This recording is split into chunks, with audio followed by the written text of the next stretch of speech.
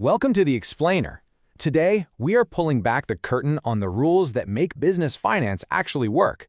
You can think of them as the silent grammar of commerce, and, once you get them, you can understand the story behind any company's numbers. So just imagine this for a second. You start a business, you hand your books to 5 different accountants, and they all come back with 5 totally different profit numbers. I mean, chaos, right? That exact scenario highlights a massive problem. If we don't have a shared set of rules, financial information is, well, it's pretty much meaningless. And to avoid all that chaos, to create a kind of universal language for business, the profession developed something called Generally Accepted Accounting Principles, or GAAP for short. Just think of it as the official rule book. It makes sure everyone is playing the same game and, calculating things in a way that's consistent and understandable. Okay, so to really see these rules in action, let's follow a new entrepreneur. We'll call her Alex. She's starting a custom t-shirt shop, and we're going to build her business right from the ground up, one accounting concept at a time. So, the very first rule Alex has to get her head around is the entity concept. And this one is so important. It basically means the t-shirt business is its own person, legally and financially separate from Alex. So, if Alex buys groceries, that's her money. If Alex buys ink for the printers, that's a business expense. You just cannot mix them. It's all about keeping the business's performance crystal clear. All right, next up, Alex buys a big, expensive t-shirt printing press. Now, the cost concept says that this machine gets recorded in the books at the exact price Alex paid for it. It's historical cost, not what it might be worth next year or what she could sell it for tomorrow. And why is that? Well, because that purchase price is a hard, verifiable fact. You've got the receipt, there's no opinion or guesswork involved. And that brings us to the absolute heart of all accounting, the dual aspect concept. It all boils down to this simple but really powerful equation. Assets always have to equal liabilities plus equity. So right now, Alex has put $10,000 of her own money into the business. The business has an asset, that's the $10,000 in cash, and the business owes that money back to Alex. We call that Alex's capital or equity. See? Perfectly balanced. Okay, now Alex is going to make her first big move.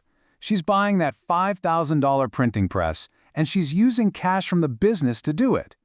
So what do you think happens to our perfectly balanced little equation? And there it is. This shows you exactly how the dual aspect works. The company's cash went down by $5,000, but another asset, the printing press, went up by $5,000. The total value of the assets didn't change at all, and the equation stays perfectly balanced. Every single transaction, I don't care how complicated it is, will always keep this equation in balance. So, the business is all set up. Now it's time for Alex to actually start selling t-shirts and paying the bills. And this brings us to a whole new set of rules, the ones that measure what really matters, performance. There are really 2 ways to look at performance. The first, cash accounting, is super simple. You just record money when it comes in or goes out. But GAAP insists on accrual accounting, and that's because it gives a much more accurate picture. It's about recording revenue when you earn it and expenses when you incur them, not just when the cash happens to move around. And the reason accrual accounting works is because of something called the realization concept. So let's say Alex sells a huge $2,000 order, and the client says, "Hey, I'll pay you in 30 days."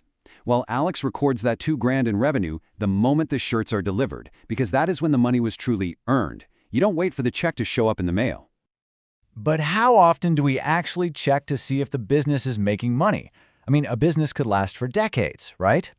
The periodicity concept says we have to chop up that long life into standard, consistent chunks of time, like a month, or a quarter, or most commonly, a year. This lets us take these regular snapshots of how things are going. So how do we calculate profit inside one of those periods? Well, this is where the matching concept comes in. And honestly, this one is absolutely essential. The rule is simple. You have to match the expenses you paid for directly with the revenues that they helped create. Let's see how that works. In this period, Alex sold 800 shirts, which brought in $12,000 of revenue. Now, she had actually bought 1,000 blank shirts, but the matching concept says, nope, we only count the cost of the 800 shirts that were actually sold. So we match the $8,000 cost of those shirts against the $12,000 in sales, then we subtract other expenses for the period like rent, and we get a true profit of $3,000. All right, so beyond all these mechanics, GAAP also has a set of guiding philosophies. These aren't just rules, they're really the mindset that makes sure the financial story is told with caution, consistency, and a little bit of common sense. First up is the going concern concept. This is this fundamental assumption that, hey, the business isn't going bankrupt tomorrow. It's going to continue operating. And this is exactly why we can value that printing press at what we paid for it based on its long-term use, instead of some rock-bottom fire sale price if we had to liquidate everything. This quote right here, it perfectly captures the principle of conservatism. It's a rule that's designed to keep financial statements from getting, a little too optimistic. Basically, don't count your chickens before they hatch, but you should definitely account for any foxes you see snooping around the henhouse. A classic example of this is inventory. Remember those 200 shirts Alex didn't sell? Let's say they cost her $10 each, but now that style is totally out of fashion, and their market value has plummeted to just $7. Conservatism forces Alex to value that inventory at the lower price, $7, which means recognizing a potential loss right away. Okay, time for a reality check. Does an accountant really need to track every single paperclip? I mean, if you followed the rules to the absolute letter. Maybe, but that would be just absurd. And this leads us to a really practical exception. And the answer, of course, is no, because of the materiality principle. You can think of this as the accountant's common sense filter. It basically says, don't sweat the small stuff. An item is material if knowing about it would actually influence someone's decision. A $3 box of paperclips? Not material. So you just expense it and move on. You focus on what really matters. And finally, we have the consistency concept. So, if Alex chooses a specific way to value her inventory, this principle says she needs to stick with that same method year after year. This makes sure that when you compare this year's profit to last year's, you're truly comparing apples to apples. So, after all of these rules, the entity concept, the cost concept, matching, conservatism, what's the point of it all? Why does any of this matter? Well, it's all about these ideas working together to create financial information that is genuinely useful. The whole entire purpose of GAAP is to produce numbers that have these 4 qualities. They need to be understandable, so someone with basic business knowledge can get it. They need to be relevant, so they actually help you make decisions. They have to be reliable, meaning they're neutral and factual. And they need to be comparable, both over time and against other companies. This is what builds a language of trust in the world of business.